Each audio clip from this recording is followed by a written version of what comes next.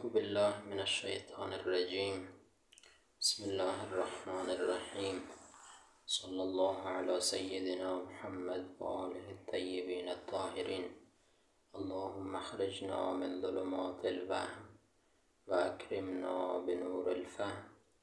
اللهم افتح علینا ابواب رحمتک و انشر علینا خزائن علومک. صحبت در مورد موانع ارث بود. ایشان فرمود که مرحوم مصنف در کتاب لمعه 6 تا مانع از موانع ارث را ذکر کرده، گرچه در بعضی از جاها تا 20 مورد ذکر کرده، ولی اینجا 6 مورد را ذکر کرده. مورد اول کفر بود، یعنی اینکه کافر از مسلمان ارث برده نمیتواند، لکن برعکسش میشه، یعنی مسلمان از کافر ارث میبرد. اینجا رسیدیم و اذا اسلم الکافر علی میراث قبل قسمته بین الورثه حیث یکونون متعددین شارک فی الارث بحسب حاله این کان مساویا لهم فی المرتبه. خب تا هنوز ما خواندیم که کافر از مسلم ارث نمیبرد، این یک حکم بود که خواندیم. پس مانع اول کفر است. در اینجا ایشان میفرماید که اگر یک کسی بمیره، هم مثلا چی داشته باشه، وارث کافر داشته باشه، یعنی وارثی که اگر کافر نبود او وارث بود، هم وارث مسلم داشته باشه، اینجا دو حالت داره. یک مرتبه هست که اون وارث مسلم، یعنی همون ورثه میت که مسلمان هست، یک نفر هست. یک مرتبه هست که نه، بیشتر از یک نفر هست، متعدد هست. اگر دقت بشود، اگر کسی بمیرد هم وارث مسلمان و هم وارث کافر داشته باشد، اینی که میگیم وارث کافری از باب مسامحه، چون که کفر باعث میشه که این وارث نباشه دیگه. وارث کافر یعنی لولا کفره وارث بود. اگر هم وارث کافر داشته باشه هم وارث مسلم، و اینجا گفتیم دو صورت داره، یا اون وارث کافر مسلمان یک دانه هست واحده، یا متعدد هست. اگر واحد باشه، به مجرد این که این شخص بمیره، مالش ماترکش منتقل می شود به همون وارث مسلمی که واحد هست. بناهن اگر این وارث کافر مسلمان بشه، هیچ چیزی را از ماترک به دستش نخواهد آمد، چون که به محض مردن به محضی که این شخص میت شده، به محضی که مورث میت شده و از دنیا رفته، همه مال منتقل شده به ملک اون وارث مسلمانی که یکی بوده، به اون که منتقل شده. فرمایید که دیگه اسلام این بنده خدا و وقتی به او منتقل شده، این وارث کافر اگر مسلمان شده فایده ای نداره. چرا؟ چون پیش از اسلام مال و ماترک منتقل شده به ملک اون وارث مسلمی که یکی بوده، دیگه نمیتونه از ملک او پس بیاره.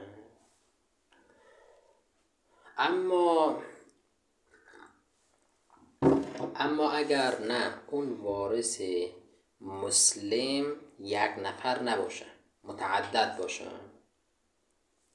خب اینجا وقتی که متعدد بود، نتیجهش اینه که به محض مردن مورث مال یعنی مال و ماترک به اون ورثه های مسلم منتقل نمی شود. اینطوری نیست که به محض که این مرد به ملک تک تک اونا منتقل بشه، بله نیازی به قسمت کردن هست. در اینجا میفرماید که پس در فرض که وارث مسلمان این میت متعدد باشه، اینجا رو داریم میخونیم. فرمایید که اینجا که بعد از موت نیاز هست که مال تقسیم بشه بعد به ورثه داده شود. اینجا میفرمایید که این وارث کافر یا قبل از قسمت مسلمان می شود یا بعد از قسمت مسلمان می شود یا در خلاصه ضمن قسمت اون ماترک مسلمان می شود. اگر قبل از قسمت مسلمان بشود دو صورت داره. قبل از قسمت، اگر بعد از قسمت مسلمان شد که بازم هیچ چیزی به او داده نمیشه. چرا؟ چون که ماترک قسمت شده، تقسیم شده بین ورثه های مسلمان، هر کدام به اونا صاحب همون قسمت شده که بهش رسیده. دیگه این مسلمان شود چیزی را از اونا پس گرفته نمیتونه که مال اونا رو پس بگیره. اما اگر در وسط قسمت مسلمان شد، اینجا بحثش بعدا میاد که حکمش چیه. اما اگر قبل از قسمت مسلمان شد چی؟ اینجا میفرماید دو صورت داره. قبل از قسمت اگر مسلمان شد میفرماید که اینجا این وارث کافری که مسلمان شده یا هم طبقه هست با همون وارثین مسلمان یا اینکه مقدمی بر اونهاست از حیث طبقه. اگر مساوی باشه با اونها از حیث مرتبه و از حیث طبقه، میفرماید که اینجا با اونها شریک میشه و خلاصه مال باید به این هم یک مقدار داده شد. اما اگر مقدمی بر اونها باشه از حیث مرتبه، تمام مال به همین وارث کافر میرسه که تازه مسلمان شده پیش از قسمت و اونا را باعث میشه که دیگه اون مسلمان ها باعث میشه که دیگه باعث میشه که اون مسلمان ها، اون وارثینی که از وقت مسلمان بود، اونا ارث بردن نتوانند. خب اینو بخونیم. میفرمایید که و اذا اسلم الکافر علی میراث قبل قسمته، اگر اسلام بیاورد کافر بر میراث قبل از تقسیم کردن اون میراث، قبل از اینی که ما تقسیم کنیم، قبل از اینی که قسمت شود میراث، این مسلمان شود، قسمت شود بین کی؟ بین ورثه. خب این قسمت در کجا بین میشه؟ در جایی که بوده باشد اون ورثه متعدد، یعنی ورثه های مسلمان متعدد باشه. خب اینجا نیاز هست که ماترک تقسیم شود بین اون ورثه های مسلمان، لکن پیش از قسمت این کافر مسلمان شد. وقتی این پیش از قسمت مسلمان شد دو صورت داره، یا این که مساوی هست با اونها از حیث مرتبه یا این که در طبقه با اونها مقدم هست. میفرمایید که اذا اسلم الکافر علی میراث قبل قسمته بین الورثه شارک فی الارث بحسب حاله ان کان مساویا لهم فی المرتبه. اینجا شریک می شود در ارث بردن به حسب حاله. به حسب حاله یعنی به همون اندازه که سهمش میشه، به همون اندازه شریک می شود. ان کان مساویا لهم فی المرتبه، اگر این مساوی باشه با اون ورثه های مسلمان در طبقه و مرتبه. مثل چی اونجایی که در طبقه مساوی باشه؟ کما لو کان الکافر ابنا والورثه، یعنی اون ورثه های مسلمان اخوه همین کافر باشن، یعنی اونها هم ابناء میت باشن، اخوه این کافر باشه و این کافر خب هم ابن میت باشن. کما لو کان الکافر ابنا للمیت ورثه مسلمان اون میت اخوه همین کافر باشه، همشون ابناء باشه برای میت. خب ابناء همشون در یک همشون خلاصه اولاد میت باشه، اولاد میت در یک طبقه است. این کافر که مسلمان شد در کنار سایر اخوه خودش مثل سایر اولادای میت قرار میگیره و ارث میبرن، شریک میشه با اونا به حسب حال خودش، یعنی به همان اندازه که سهمش میشه. والفرد بالارث ان کان اولا منه، باید نمیدونم این والفرد یا چون ظاهرا باید فعل باشه شارکه و انفرد، باید ظاهرا اینجوری باید باشه و انفرد. حالا ببینیم نسخه های دیگه چی دارن، انفرده دارن یا فرق میکنه این مقداری.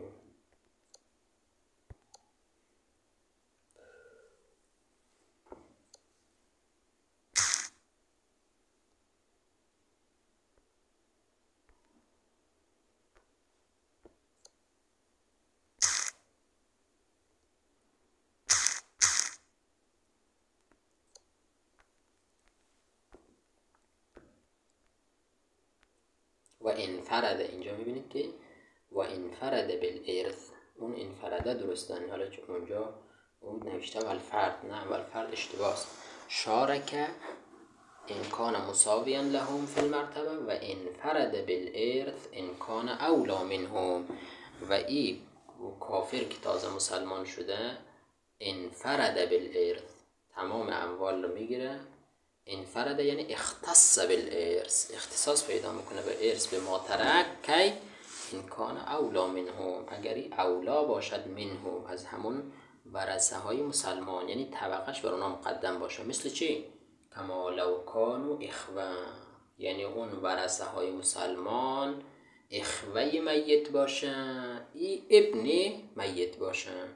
خب این کافر که ابن میت هست، ورثه های مسلمان که اخوه میت هست، این کافر طبقش بر اونا مقدم هست، فلذا اگر مسلمان شد پیش از قسمت همه مال را ای میگیرن. مسلما کان الموروث ام کافرن، ای حکمی که ما ذکر کردیم فرق نمیکنه که مورث یعنی اون کسی که مرده میت مسلمان باشه یا کافر باشه. و نما ترک کل اصل، نما ما ترک مثل اصل ما ترک، در جایی که ما ترک همشون به این کافر تازه مسلمان به این کافری که تازه مسلمان شده میرسه، اونجا نما هم به همین میرسه. اگر اصل تقسیم شد بین این کافری که تازه مسلمان شده و سایر ورثه، نما هم تقسیم میشود.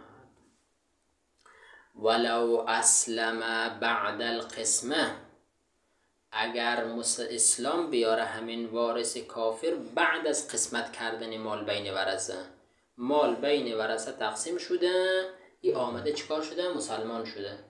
یا نه او کان الوارث واحدا، یا اینکه وارث مسلمان یک نفر بودن، همون بنده خدا که از دنیا رفته یک تا وارث مسلم داشته، فلا مشارکت. اینجا وقتی این مسلمان بشه فایده ای نداره، مشارکتی وجود نداره. چرا؟ چون که در صورتی که وارث واحد باشه همه مال به محض موت مورث منتقل میشه به اون وارث مسلم. وقتی که متعدد باشه و تقسیم هم شده باشه، مال داده شده به وارثین مسلمان و اونها صاحب مال شده، مالک مال شده. خب این مسلمان بشه فایده ای نداره، نمیتونه ملک اونا رو از ملک اونا مال رو پس بیاره. ولو کان الوارث الامام حيث يكون الموروث مسلما ففي تنزيله منزلة الوارث الواحد، ففي تنزيله منزلة الوارث الواحد او اعتبار نقل الترك الى بيت المال او توريث المسلم مطلقا اقوال. ما تا هنوز گفتیم که اگر وارث مسلم یک نفر بود، یعنی میت یک تا وارث مسلم داشت، یک تا وارث کافر هم داشت، گفتیم به محض که مرد مالش منتقل میشه به همون وارث مسلمانش و این وارث کافر اگر مسلمان شد فایده ای ندارد، نمیتونه چیزی بگیره. الان میفرماید که اگر همون وارث مسلمانی که یک نفر بود و همه مال به اون منتقل میشد، اگر همون امام بود چی؟ او چی بود؟ امام بود. مثلا میت، مثلا احمد از دنیا رفت، بچهش کافر بود، پسرش کافر بود، دیگه کسی دیگه که از این بخواد ارث ببره وجود نداشت جز امام. حتی مثلا معتق وجود نداشت، حتی ضامن جره وجود نداشت، نوبت رسید به امام. اینجا اگر همون پسر کافر، پس ببینید وارث مسلمانش یک نفره که امام باشه، خب وارث کافرش هم پسرش هست. حالا اینجا اگر اون کافر مسلمان بشه، اون بچه کافر که وارث کافر، اون پسر اگر مسلمان بشه که کافر هست، اگر مسلمان بشه آیا حکمش مثل حکم اونجایی هست که وارث مسلم یک نفر بود ولی امام نبود؟ یعنی همونطوری که اونجا حق نداشت این کافر بعد از اسلام چیزی رو بگیره از ماترک، آیا اینجا نمیتونه چیزی رو بگیره؟ ایشون فرماید که نه، اینجا سه نظر هست. یک عده گفته بله مثل همونجا، یعنی چی؟ یعنی همونطوری که اگر وارث مسلمان میت یک نفر بود غیر از امام، این وارث کافر بعد از اسلام نمیتونست چیزی از او بگیره، اینجا هم همینطوریه. یا قال گفتن نه، مطلقا میتونه مشارکت کنه، مطلقا میتونه با امام چیکار کنه؟ شریک شود. یا قال دیگه هم گفتن نه، ببین که آیا این مال که قرار بود به امام منتقل شود بعد از موت این بنده خدا، منتقل شده به بیت المال یا نشده؟ اگر به بیت المال منتقل نشده، بله این کافر که مسلمان شد، این بچه کافر که مسلمان شد میتونه مشارکت کنه و الا نه. فرماید که اگر بوده باشد وارث ولو کان الوارث الامام، اگر وارث میت امام باشه، یعنی وارث مسلمان میت یک نفر باشه ولی اون یک نفر امام باشه، در جایی که بوده باشد مورث مسلم، در جایی که بوده باشد مورث مسلمان، مورث مسلمانه از دنیا رفته، تنها وارث مسلمش امامه. یک وارث کافر، مثلا وارث کافر هم داره، پسرش هست و لارک است، ففی تنزیله منزلت الوارث الواحد، در اینی که تنزیل بشود امام، ففی تنزیله یعنی پس در تنزیل امام به منزله وارث واحد که غیر از امام. آیا مثل اونه؟ مثل اونه یعنی چی؟ یعنی این که مثل اون وارث واحد مسلمان هست، یعنی مثل، یعنی همونطوری که اونجا اگر وارث کافر مسلمان میشد فایده ای نداشت، اینجا وارث کافر اگر مسلمان شد چیزی را از امام گرفته نمیتونه. مثل اونجا یک قول او اعتبار و نقل ترکه الى بیت المال، یک دیده گفته که ما ببینیم اعتبار یعنی ملاحظه میکنیم که نقل داده شده ترکه بیت المال یا نشده. اگر نقل داده شده به بیت المال، اینجا اون کافر مسلمان بشه از امام چیزی گرفته نمیتونه. اگر نه نقل داده شده نتونه، بله نقل داده نشده میتونه از امام بگیره. او توریث المسلم مطلقا، یا نه این قول سومه، میگیم که امام به منزله اون وارث واحد مسلم حساب نمیشه، همینه که وارث کافر مسلمان شد میتواند همه مال را از امام بگیره. اما اونجایی که وارث واحد مسلم امام نبود، کسی دیگه ای بود، مثلا یک بچهش بود، این وارث کافر اگر مسلمان شد از چیزی را گرفته نمیتونه. اقوال کدام از دارم ما میپذیریم؟ آیا مسلم ارث میبره مطلقا، چی مال به بیت المال منتقل شده باشه چی نشده باشه، یا اینکه این ارث میبره در صورتی که مال به بیت المال منتقل نشده باشه. توریث المسلم منظور از این مسلم یعنی همون کسی است که تازه مسلمان شده. یا قول میگه این مطلقا ارث میبره، چی مال به بیت المال منتقل شده باشه چی نشده. یا قدام فرمایید که نه، در صورتی که نقل نشده باشه به بیت المال. قول اولی هم این بود که نه، این امام به منزله وارث واحد مسلم هست، این کافری که تازه مسلمان شده هیچ فایده ای نداره. کدام از اینا رو بگیریم؟ اقوالون و وجه الاول واضحون، وجه اول روشنه، اونی که میگه که امام به منزله اون وارث واحد مسلم هست، فلذا اگر کافر مسلمان بشه هیچ چیزی را از او گرفته نمیتونه. دون الثانی، اما قول دوم که تفصیل داده بین نقل و بیت المال و غیر نقل، ایشان فرمود وجهش روشن نیست. و الاخیر مرویون، اما قول اخیر که تمام مال داده می شود به همه وارث کافری که تازه مسلمان شده از امام گرفته میشه، به این داده میشه، فرمایدیم در روایت آمده. ولو کان خب تا هنوز پس ما خواندیم که اگر میت هم وارث مسلمان داشته باشه هم وارث کافر داشته باشه، گفتیم اون وارث مسلمان یا یک نفر هست یا بیشتر. اگر یک نفر بود این بنده خدا مسلمان شود فایده ای نداره. البته اون یک نفر اگر امام بود و این مسلمان میشد 3 نظر وجود داشت. اما اگر اون وارث مسلمان، وارث میت که مسلمان هست چند نفر باشه، یا این قبل از قسمت مسلمان میشه یا بعد از قسمت، بعد از قسمت مسلمان میشد بازم فایده ای نداشت. قبل از قسمت مسلمان میشد، اینجا گفتیم 2 صورت داره، یا این که در مرتبه با اون سایر ورثه یکیه یا فرق میکنه. اما اونجایی که وارثین مسلمان متعدد باشه و این مسلمان شود در ضمن قسمت، در وسطای قسمت، اونجا چی حکمش الان میاد؟ ولو کان الوارث احد الزوجین، اینجا یک مسئله بعدی هست. ایشان این مربوط میشه به همین مسئله که در حقیقت وارث مسلم یک نفر هست. مثلا ربطی به همینجا داره. فرمایید ببینید اگر وارث میت چی باشه؟ وارث میت احد الزوجین باشه. وارث میت احد الزوجین باشه. وارث مسلم اگر وارث مسلم میت احد الزوجین باشه، وارث مسلم میت چی باشه؟ احد الزوجین. خواهی دو صورت داره. یک دفعه است که زوجه مرده وارث مسلمش زوجه، یا زوج مرده وارث مسلمش زوجه هست. وارث کافر هم داره ها، ولی وارث مسلمش احد الزوجین هست. زوجه مرده وارثش زوج هست و وارث مسلمش، یا زوج مرده وارث مسلمش چیه؟ زوجه هست. اینجا میفرمایید که اینا یک مقدار فرق میکنه. اگر وارث مسلم زوج باشد، اینجا میفرمایید که اون وارث کافر در صورتی که مسلمان بشه هیچ فایده ای نداره. مثلا خانومی طرف مرده و تنها وارث مسلمانش چیه؟ همین شوهر هست. حالا بچه اون خانم چیه؟ کافر.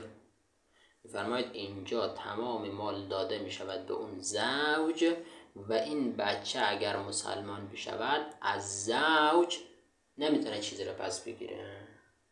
اما اگر برعکس بود، یعنی وارث مسلم زوجه بود، اینجا شوهر اگر بمیره تنها وارث مسلمانش زوجه هست، وارث کافر هم داره، اینجا همه مال به زوجه داده نمی شود.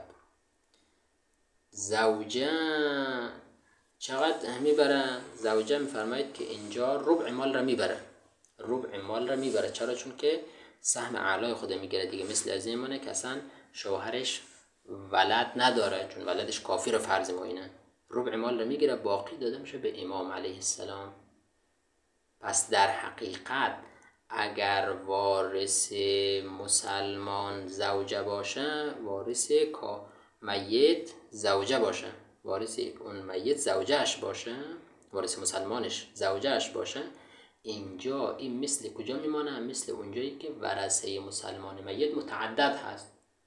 اگر وارث مسلمان میت زوج باشه، مثل اونجا هسته که وارث مسلمان میت یک نفره. اگر وارث مسلمان میت زوجه میت باشه، مثل اونجایی هست که وارثین مسلمان میت چند نفره. چرا؟ چون که زوجه با امام مشترک میشه، زوجه سهم خود میگیره، باقی مال به امام داده میشه. فلذا اینجا اگر وارث کافر مسلمان شوه، ما میگیم یا قبل از قسمت بین زوجه و امام مسلمان شده یا بعد از قسمت. اگر قبل از قسمت مسلمان شده باشه، همون حکم جاری میشه که گفتیم. مثلا فرض کنید که قبل از قسمت مسلمان شد، حکم سهم خود میگیره. بعد از قسمت مسلمان شد، فایده ای نداره. بله. فرماید ولو کان الوارث، اگر بوده باشد وارث مسلمان میت احد از زوجین، فالاقوا، پس اقوا اینه که زوج مثل وارث متحد هست. یعنی اگر اون وارث باقی مانده زوج باشه، این زوج مثل چیه؟ مثل اون چیزیست، مثل اون وارث متحد هست، مثل وارث مسلمان میت که یک نفره، مثل اونجایه. یعنی چی؟ یعنی اگر اون وارث کافر آمد مسلمان شد، فایده ای نداره. اما زوجه، اگر اون وارث مسلمان میت زوجه باشه، زوجه کل متعدد هست، مثل اونجایی هست که وارثین مسلمان میت متعدد باشه. خب چرا متعدد هست؟ به خاطر این که مشارکت دارد امام لها با اون زوجه دون از زوج. با زوج مشارکت نداره امام. و این کان غایبا، امام با زوجه مشارکت داره ولی این که غایب باشه. اینجا زوجه در حکم مثل اگر وارث مسلمان میت زوجه باشه، این به منزله اونجایی هست که وارثین مسلمان میت متعدد هست. فلذا اگر اون وارث کافر مسلمان شود قبل از قسمت،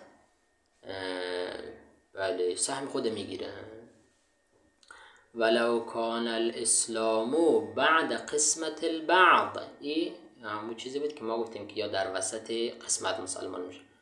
اگر بوده باشد مسلمان شدن این وارث کافر بعد از قسمت بعضی از اموال، اینجا چیکار میشه؟ ففي مشاركته في الجميع او في الباقی او المنع منهما اوجه. اینجا یک قول میفرمایید که این شریک میشه در تمام همین اموال. البته خب اینا در فرضی هسته که این چی باشه؟